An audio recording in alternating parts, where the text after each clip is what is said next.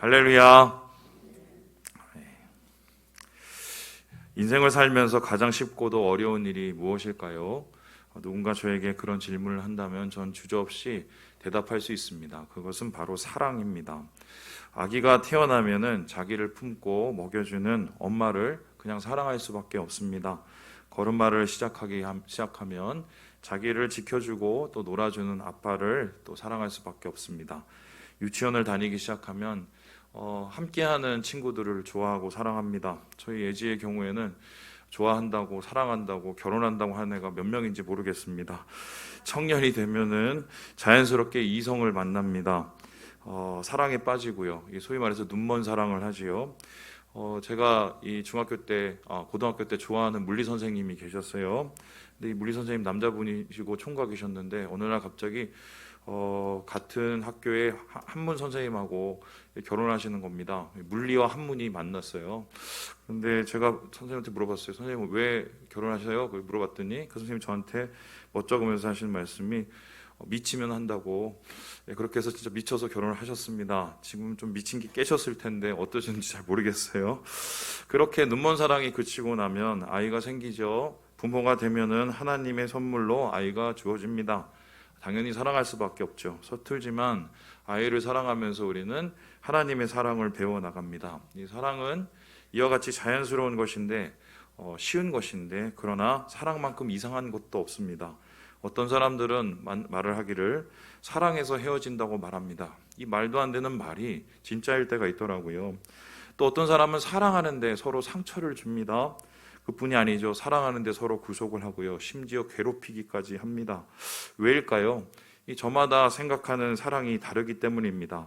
자기식의 사랑을 하기 때문인데요. 사람에 따라 사랑에 대한 정의가 다르고 사랑하는 방법이 다르기 때문입니다. 극단적이진 하지만 최근에 부각되고 있는 새로운 사랑들이 있죠. 바로 애견에 대한 사랑입니다. 다음 그림을 보시면요. 한쪽에선 수레를 끌고 있고 한쪽에는 수레를 타고 있습니다. 여러분, 이것 중에 어느 것이 더 사랑이라고 생각을 하십니까? 특별히 우리 생각에는 호강하고 있는 강아지 유모차, 저 강아지를 바라보실 텐데요. 제가 아무리 이해하려고 해도 아직 이해가 어려운 부분입니다. 그런데 흥미로운 게 이 유모차에도 명품이 있더라고요. 가격이 50만 원이 넘던데요. 이것을 얼마나 사랑하면 끌고 다니겠습니까? 반면에 이 수레를 끄는 저 강아지요. 인도 한 시골 마을의 풍경입니다. 겉으로 봐서는 저 우유를 싣고 다니는 저 플란다스의 개 같은 파트라슈, 이게 동물학대가 아닌가 싶은데요. 내용을 살펴보니까 전혀 다르더라고요. 이 인도 남부 한 마을에서 이 강아지가 있는데 이 강아지 이름이 만이고요. 8살이에요. 우리로 따지면 중년인데 태어난 지 일주일도 채 되지 않아서 길가에 버려졌는데 죽어가는 그 강아지를 탄가벨루라는 아저씨가 데리고 와서 정성스럽게 돌봐줬습니다. 그리고 나서 그 아저씨와 함께 살았는데 아저씨가 일을 나가니까 이 강아지가 자라나면서 계속해서 뒷공무니를 쫄쫄 쫓아오는 거예요. 그래서 그게 그냥 가만히 두기가 그래서 생각을 하는 게 같이 일하는 건 어떨까 이러면서 조그만 수레를 만들어줬대요. 그래서 그렇게 만들다가 나중에는 이 아이가 좀 어느 정도 규모가 생기고 덩치가 생기면서 우유 수레를 끌었는데요. 겉으로 보면 되게 힘들어 보이지만 신기하게도 이 만이라는 강아지가 좋아한답니다. 좋아한대요. 그래서 다음 그림을 보시면 이 일종의 은혜에 갚은 개로 이제 인도에 알려져 있는데 행복한 삶을 저렇게 아이들에게 사랑을 받고 있지요. 삶을 함께한다는 기쁨이 아닐까, 꿈보다 해몽이 좋은 건데요. 수레를 끄는 강아지, 수레에 탄 강아지, 둘 다 다르지만 다른 사랑을 보이고 있습니다. 우리가 믿는 기독교는 어떻습니까?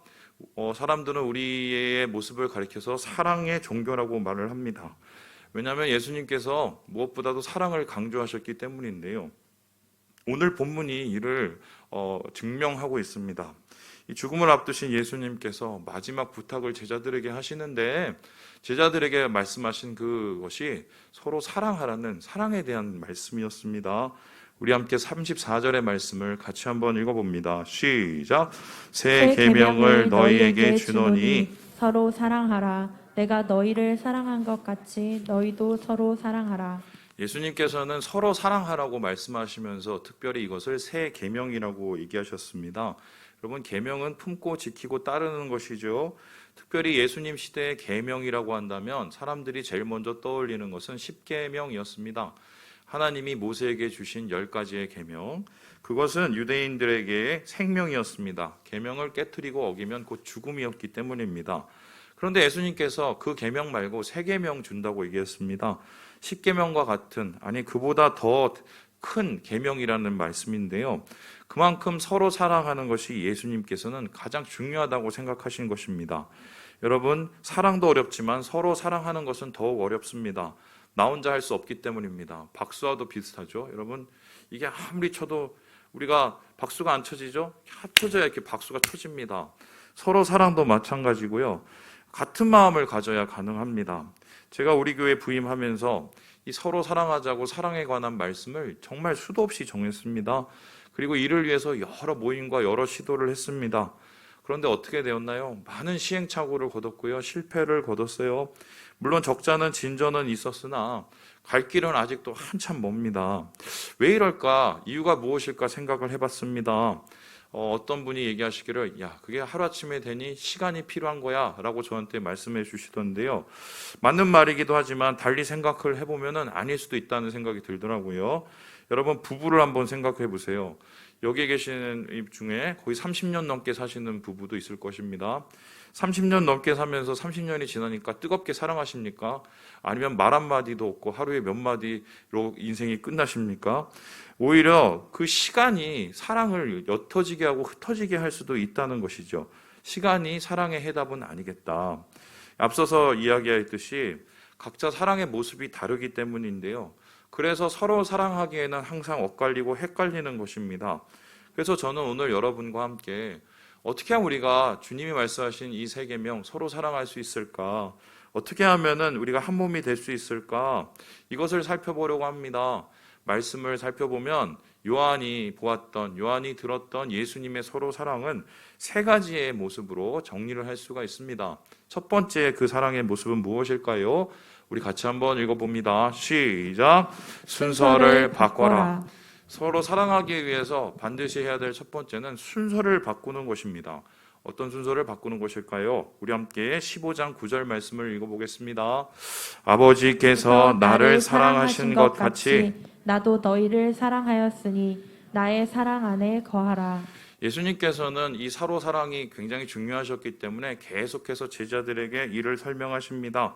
그리고 15장에 가서는 서로 사랑하기 위해서 꼭 필요한 게 있는데 선행되어야 될 것, 그것은 먼저 하나님의 사랑 안에, 주님의 사랑 안에 거하는 것이라고 말씀을 하십니다. 다시 말해서 사랑을 하기 위해서는 사랑을 받는 것이 먼저라는 것입니다. 주님조차도 하나님 아버지의 사랑을 받았기 때문에 제자들을 사랑하셨다고 말씀하셨습니다. 순서가 바뀌어야 우리가 서로 사랑할 수 있다는 것입니다. 여러분, 생각을 해보세요. 자동차가 방전이 나면 달릴 수가 없습니다. 충전을 해야, 다시 배터리를 충전해야 자동차가 움직이게 됩니다. 마찬가지죠. 우리가 정말 진정한 사랑을 한다는 거 참 어렵습니다. 왜 우리가 서로 사랑하지 못할까? 방전이 됐기 때문입니다. 사랑이 없기 때문이고, 그리고 사랑이 있어도 곧 바닥나기 때문인데요. 이에 대해서 유기성 목사님은 다음과 같이 말씀을 하십니다. 우리 같이 한번 읽어보겠습니다. 시작! 여러분은 하나님의 사랑이 폭포수 같다는 사실을 믿습니까? 대부분 노골적으로 못 믿겠다고 말하지 않습니다. 그러나 은근히 안 믿습니다. 이유는 하나입니다. 본인이 그런 사랑을 경험하지 못한 것입니다. 그러니 다른 사람을 사랑하지 못하는 것은 당연한 일입니다. 굉장히 좀 은혜롭게 사시는 분이 갑자기 딱딱해지고 또 표정이 일그러지고, 왜 그런지 보면 사랑이 바닥나 버린 것입니다. 그런데 생각을 해보세요. 진짜 사랑은 바닥나지 않습니다. 사람의 사랑은 감정적인 것이고 한계가 있는 것이라 바닥이 난다고 할지라도 하나님 사랑은 끝이 없습니다. 왜요? 하나님이 끝이 없으시기 때문입니다. 그렇다면 우리는 어떻게 하면 하나님의 사랑을 먼저 경험할 수 있을까요? 여러 가지 생각이 있지만 가장 확실한 대답이 있습니다. 예수님을 보면 됩니다. 우리가 예수님을 보면 보이지 않고 만질 수 없는 하나님을 볼 수가 있고 만질 수가 있습니다. 바로 하나님의 아들이신 예수님, 그 사랑을 우리가 말씀을 통해서 경험을 하게 되는데요.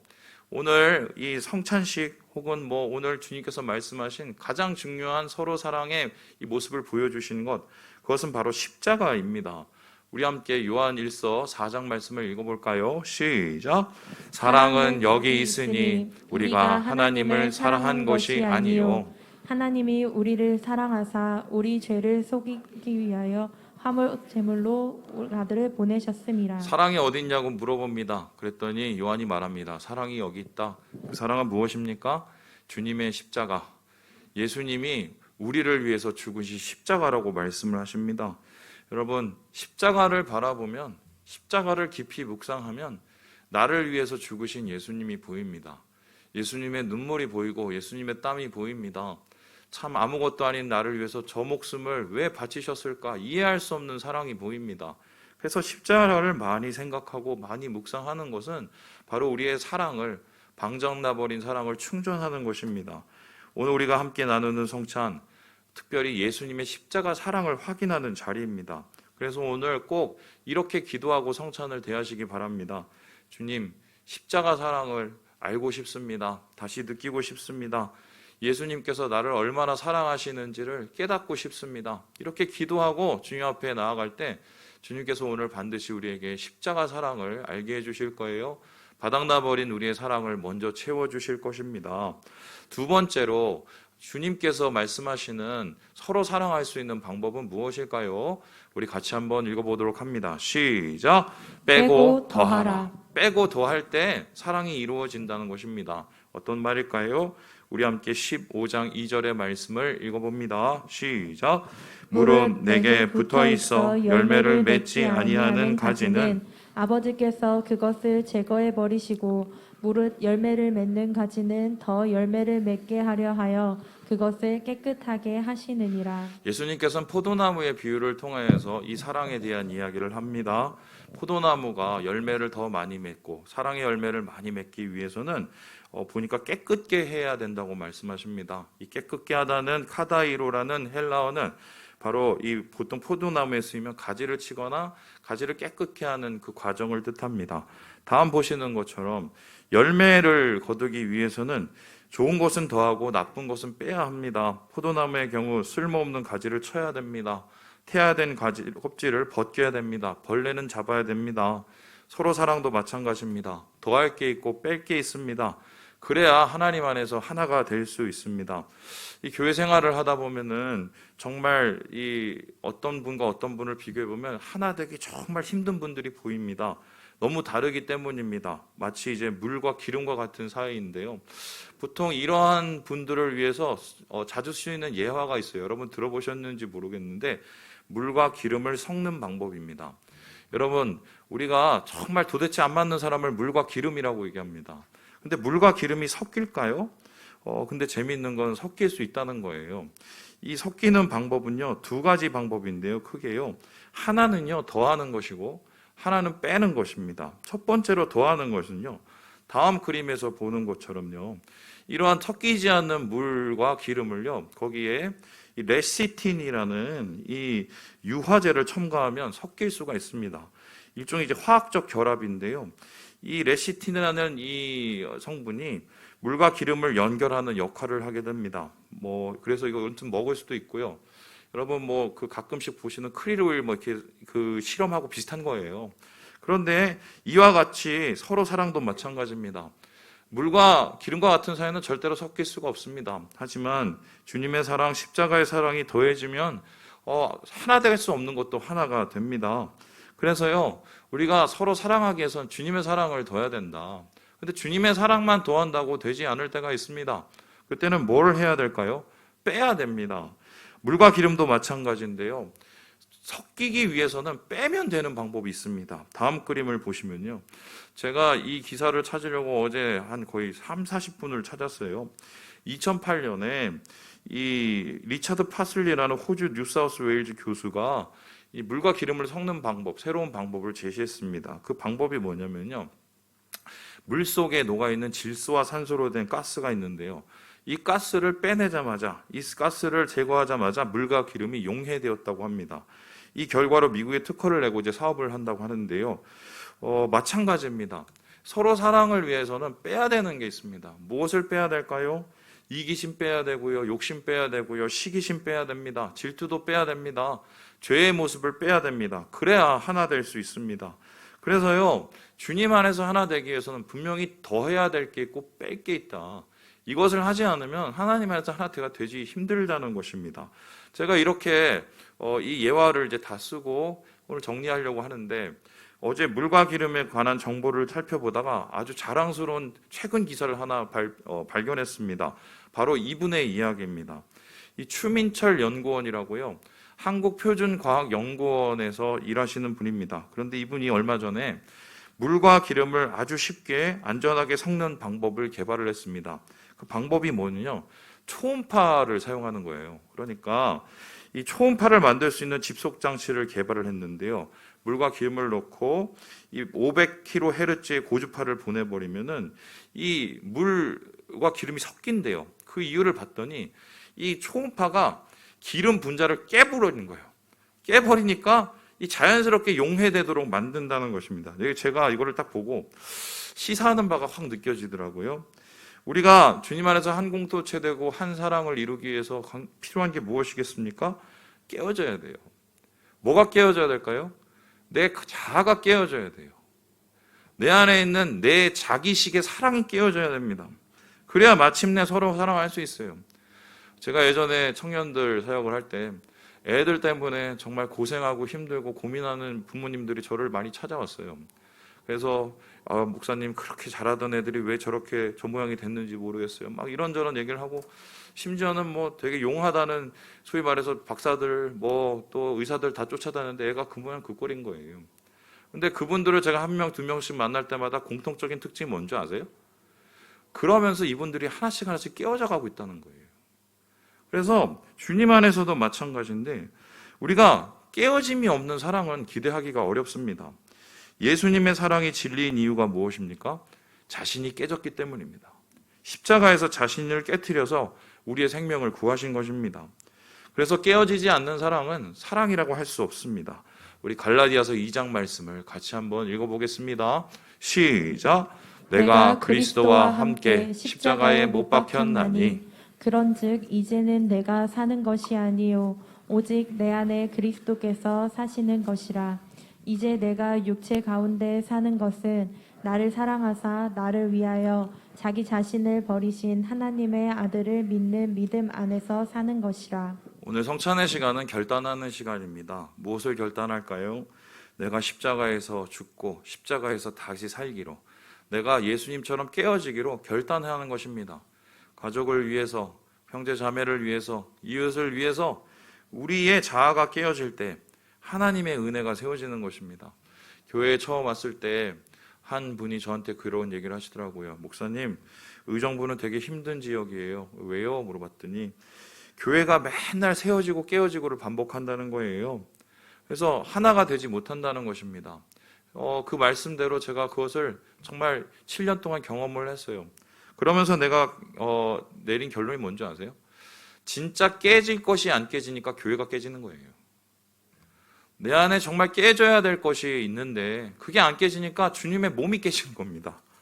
그래서 오늘 우리는 성찬을 대할 때, 주님, 내가 결단합니다.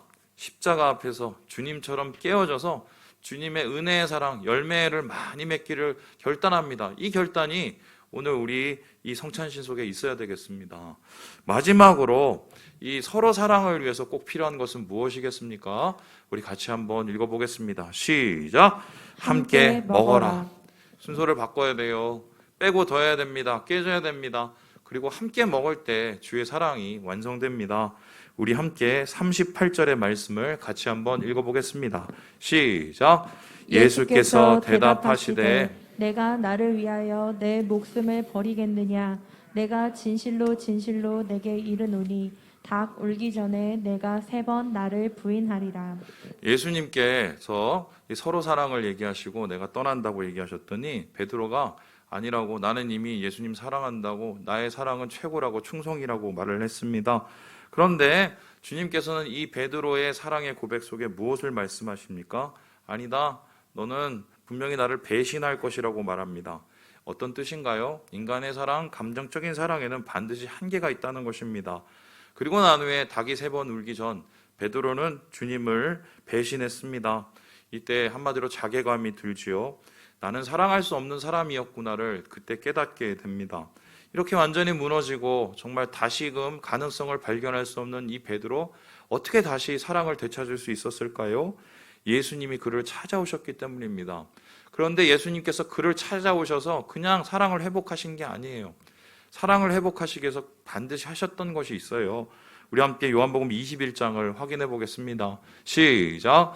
예수께서 이르시되 와서 조반을 먹으라 하시니 제자들이 주님이신 줄 아는 거로 당신이 누구냐 감히 묻는 자가 없더라. 예수께서 가셔서 떡을 가져다가 그들에게 주시고 생선도 그와 같이 하시니라.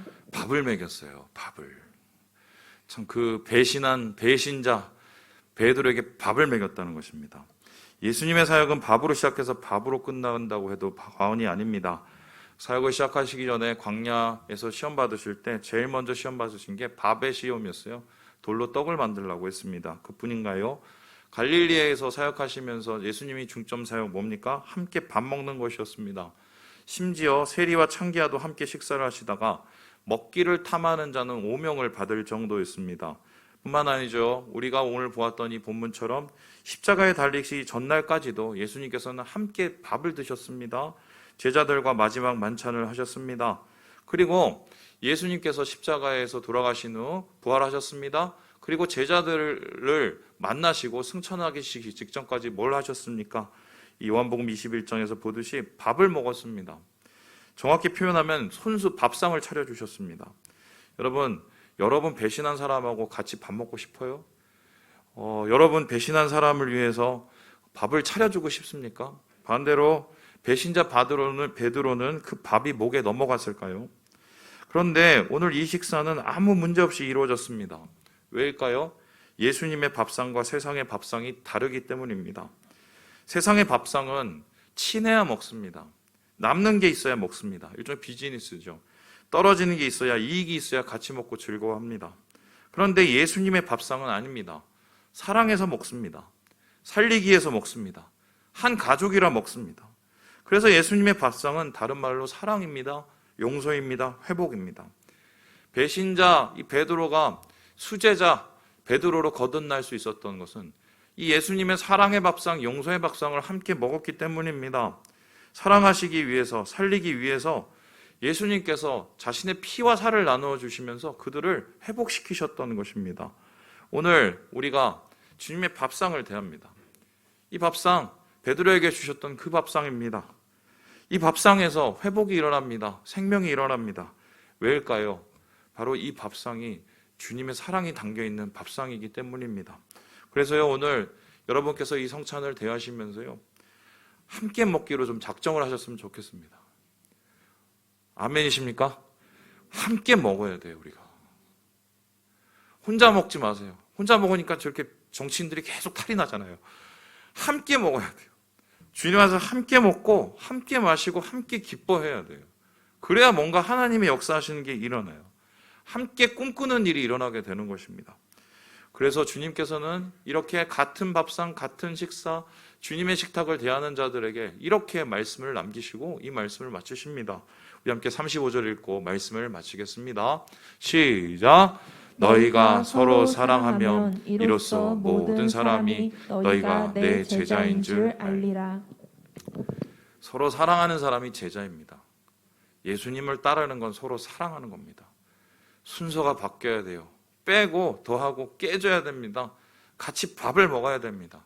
주님 안에서 오늘 성찬을 드시면서 우리가 이 성찬을 받으면서 주의 서로 사랑과 함께됨을 모두 경험하시는 주의 은혜의 공동체 되시길 주님의 이름으로 축원합니다. 기도하겠습니다.